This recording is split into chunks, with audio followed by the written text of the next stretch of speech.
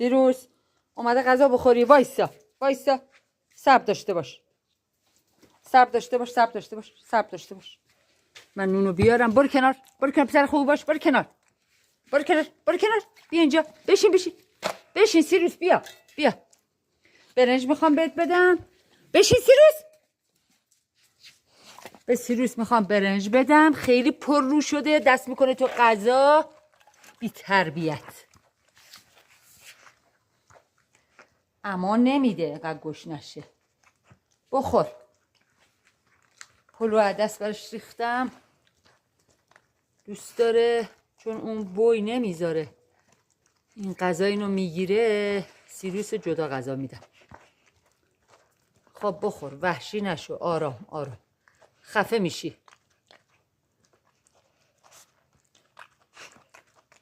بخور قشنگ. آفرین. بخور. نونم با برنج بخور. هم نون میخوره هم برنج با هم. بخور.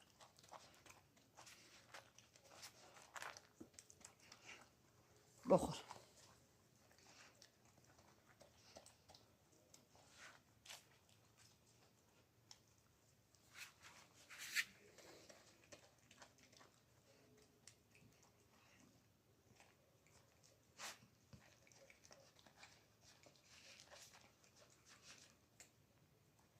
آفرین. همه رو دو تا دونه آخر بخور. باریکلا پسر.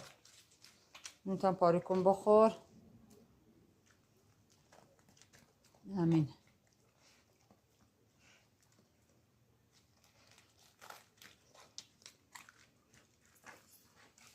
مادر کجا میری؟